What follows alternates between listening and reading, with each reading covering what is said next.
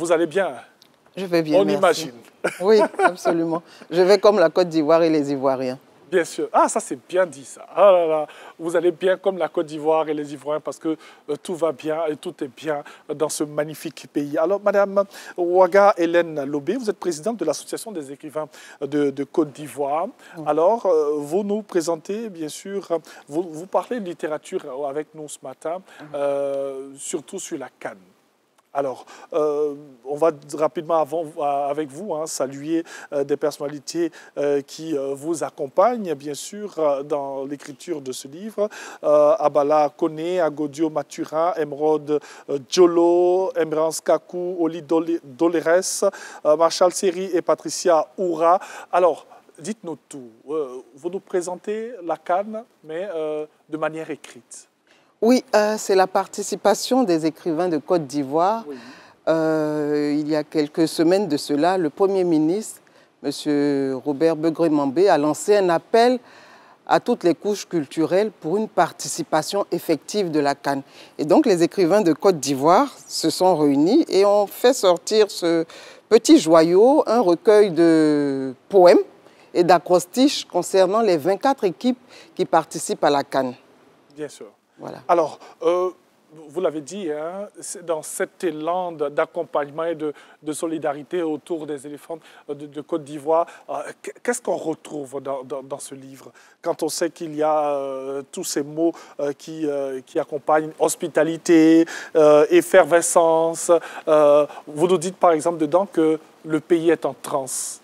Le pays est en transe, mais depuis le début, le pays est en transe parce qu'en prônant l'hospitalité, voici qu'on accueille 24 nations et avec elles d'autres nations qui viennent pour nous soutenir. Et donc le pays est en transe parce que c'est du jamais vu ce qui se passe actuellement en Côte d'Ivoire. On n'a jamais vu ça, nulle part. D'abord les éléphants, donc les joueurs ivoiriens qui, on a dit, qui étaient tombés et puis qui se relèvent, une résilience comme pas possible et en même temps que c'est la CAN de l'hospitalité, c'est la CAN de la vérité. Oui. C'est comme ça que moi je la vois, la CAN de la vérité, parce que pendant qu'on est en train de sortir, sortir comme du magma en ébullition, là, tout ce qui sort à côté se révèle. On voit nos amis, on voit nos ennemis, on voit de quoi on est capable, on voit notre résilience, on se rend compte qu'on peut prier, on se rend compte qu'on aime notre patrie, on aime nos éléphants, on aime notre équipe. On s'aime et on veut gagner cette coupe-là. Donc c'est tout ça, c'est la CAN de la vérité. Bien sûr. Alors, on va un peu décortiquer ce que vous nous dites dans ce livre. C'est un moment où nous avons plusieurs nationalités qui sont dans le pays. Vous 24 citez, pays. Oui, 24 nationalités, oui. 24 pays. Vous citez l'unité du continent africain. À travers la CAN de l'hospitalité, cette CAN en Côte d'Ivoire, il y a une réunion de toutes les nationalités. Vous verrez bien que le livre est en français et en anglais. Oui. Juste pour dire qu'il n'est pas adressé seulement aux Ivoiriens ou aux francophones, il est en français et en anglais. Et cette CAN-là rassemble tout le monde. Cette hospitalité va permettre, du moins est en train de permettre aux Ivoiriens et au monde entier de voir de quoi nous sommes capables. Tant au niveau de l'organisation, tant au niveau de notre capacité à recevoir et de notre façon d'aimer les gens. On est en train d'éduquer le monde entier actuellement. Yeah. Peut-être que plus tard, on aura aussi une version lusophone, pourquoi pas, pour faire un petit clin d'œil. Mais ça va venir. Alors, pour la petite histoire, nous l'avons fait de nos propres moyens. Oui. Nous n'avons pas reçu de subvention, contrairement à ce qui a été annoncé. C'est votre participation. C'est notre participation. À cet élan de solidarité. Alors, vous le dites, par exemple, comme ça, comme un feu de brousse en saison sèche, l'effervescence gagne tout le pays en transe. Elles sont là, les 24 nations africaines, déjà en jambes pour la danse dans l'arène. Oui. Dans l'arène ivoire. Dans l'arène ivoire. Oui. Tous les stades sont des arènes. Il y en a à Yamoussoukro, il y en a à Korogo, Bouaké, Abidjan, oui. San Pedro. Oui. Tous ces stades-là sont des arènes pour voir comment la Côte d'Ivoire s'est organisée, pour voir comment les Ivoiriens savent recevoir, pour voir comment nous savons aimer. Oui. Ce sont des arènes Vous avez où il y a la joie. Vous avez lâché le mot aimer, donc amour. On sent à travers les écrits que moi j'ai pu voir, vous aurez la latitude, chers téléspectateurs, de vous en procurer, bien sûr, ces écrits-là. On sent à travers ce que vous avez écrit là, beaucoup d'amour que vous déversez dans ces écrits, madame. Alors, ces écrits sont le fait des auteurs que vous avez cités tout à l'heure. Et l'écrivain est d'abord quelqu'un qui aime. Et ce sont des poètes qui ont fait cette œuvre-là. Et les poètes, vous savez ce qu'ils savent divulguer, ce qu'ils savent transmettre comme émotion, comme amour. Et donc, il y a beaucoup d'amour, l'amour du prochain, puisqu'on parle de 24 équipes. On aurait pu faire un livre juste sur la Côte d'Ivoire, l'équipe ivoirienne, les joueurs de l'équipe ivoirienne, mais parce qu'on aime les autres, parce qu'on aime les joueurs, on aime le monde entier, on a fait une œuvre dans laquelle on parle des 24 équipes. Qui sont dans les arènes en Côte d'Ivoire. Oui. Alors, on va revenir au match d'hier. Comment vous avez vécu ce match d'hier, madame? Alors, hier, je n'ai pas regardé le match. En tout cas, je l'ai regardé la fin. Quand ils ont crié « On a gagné !»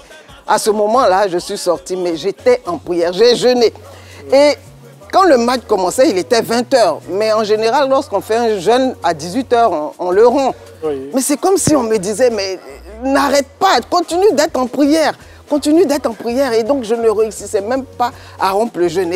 Je suis restée sur la terrasse en train de prier jusqu'à ce que j'entende dans les rues « Bon, on a gagné !» Et je suis revenue et c'était vraiment l'apothéose. Donc j'ai crié comme tous ceux qui ont regardé le match parce que j'avais la joie au cœur. Merci aux éléphants.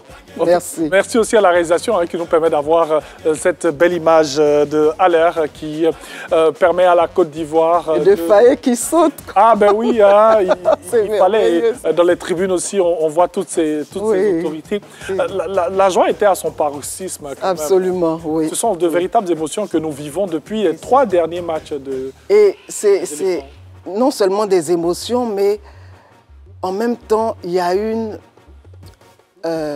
restauration de l'Ivoirien au niveau mondial, mais en lui-même.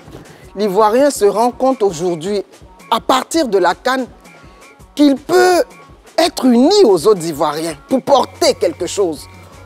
Vous voyez, c'est cette unité-là qui n'existait pas vraiment, qu'on ne constatait pas vraiment auparavant, mais autour du ballon rond, autour de la CAN, les Ivoiriens se sont retrouvés les uns embrigués dans les autres pour une même cause, pour porter nos équipes, pour porter nos joueurs, pour porter.